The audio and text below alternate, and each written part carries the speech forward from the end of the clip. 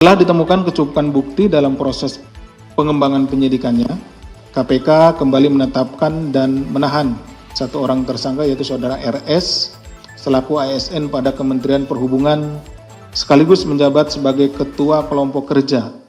Kami dari Kedeputian Penindakan Komisi Pemberantasan Korupsi akan menyampaikan update informasi terkait pengembangan perkara dugaan tindak pidana korupsi berupa suap penerimaan hadiah atau janji pembangunan dan pemeliharaan jalur kereta api di Balai Teknik Perkeretaapian Direktorat Jenderal Perkeretaapian BTP DJKA Jawa bagian tengah pada Kementerian Perhubungan Kemenhub tahun anggaran 2022 sampai dengan 2024. Ini merupakan rangkaian dari penanganan tindak pidana korupsi dalam pembangunan jalan kereta api yang rekan-rekan sekalian juga sudah ikuti. Ya, ini dari pertengahan tahun yang lalu atau sebelumnya dan terus kami lakukan upaya penegakan hukum sampai dengan saat ini dan masih ada yang masih berjalan beberapa sprindik yang lainnya. Dalam perkara yang bermula dari kegiatan tangkap tangan pada April 2023 sampai dengan November 2024, KPK telah menetapkan 14 tersangka dan juga 2 korporasi ya. Jadi selain tersangka orang, kami juga mentersangkakan badan hukum atau korporasi yaitu PT KAPM dan PT IPA. Setelah ditemukan kecukupan bukti dalam proses pengembangan penyidikannya, KPK kembali menetapkan dan menahan satu orang tersangka yaitu saudara RS selaku ASN pada Kementerian Perhubungan sekaligus menjabat sebagai Ketua Kelompok Kerja Pokja Pemilihan Penyedia Barang Jasa Paket Pekerjaan Pembangunan Jalur Ganda Kereta Api antara Solo Balapan dan Kadipiro.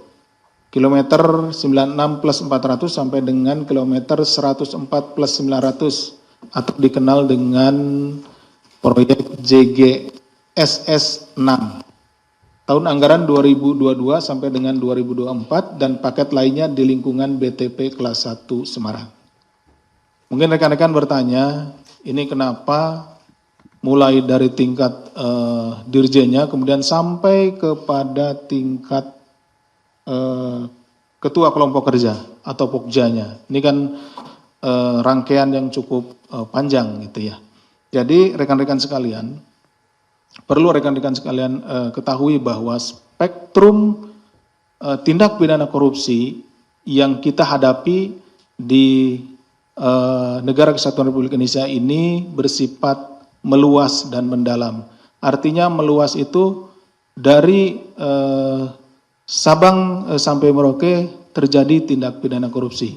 Kemudian mendalam artinya mulai dari tingkat pusat sampai dengan tingkat daerah, ya dari eselon pimpinan sampai dengan eselon 3 ya atau eselon 2, eselon 3 itu terjadi seperti itu sampai dengan di sini Ketua Kelompok Kerja. Tentu dalam rangka penegakan hukum tindak pidana korupsi semuanya harus kami tangani. KPK selanjutnya melakukan penahanan kepada tersangka RS untuk 20 hari pertama terhitung sejak tanggal 11 sampai dengan 30 Agustus 2025. Penahanan dilakukan di Rutan Cabang Gedung Merah Putih KPK.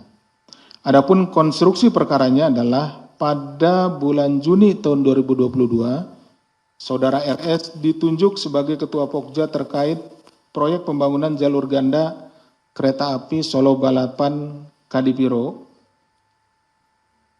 atas permintaan saudara BH selaku PPK proyek. Ini sudah lebih dahulu ditangani perkaranya pada saat tahun atau pertengahan tahun 2023 OTT.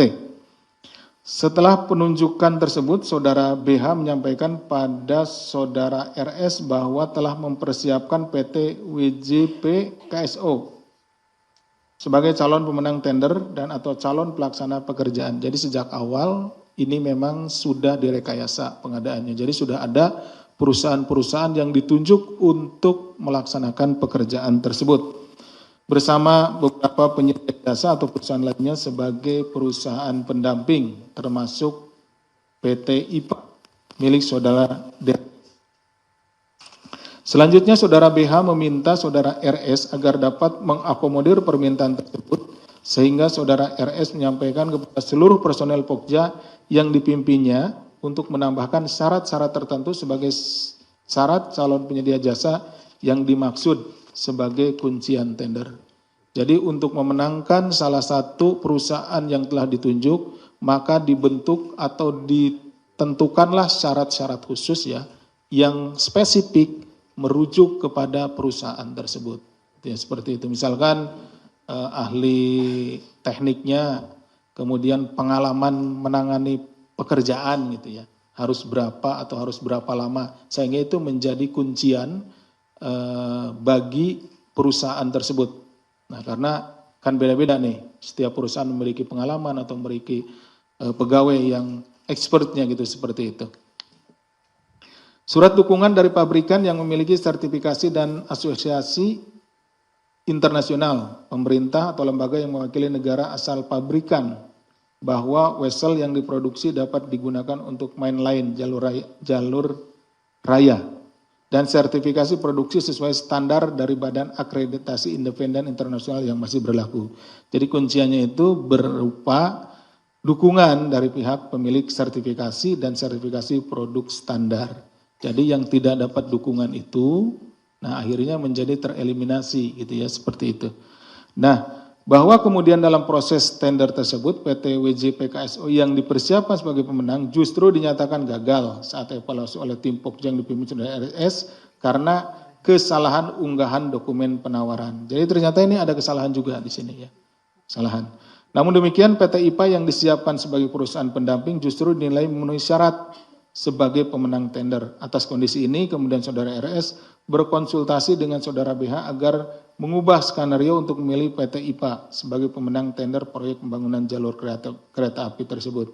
Bahwa selanjutnya saudara RS menetapkan PT IPA sebagai pemenang tender pembangunan jalur ganda KA antara Solo Balapan Kadipiro 96 plus 400 sampai dengan kilometer 104 plus 900 CGSS 6 tahun anggaran 2022 sampai 2024. Kemudian PT IPA menandatangani kontrak tersebut dengan nilai 164,51 miliar.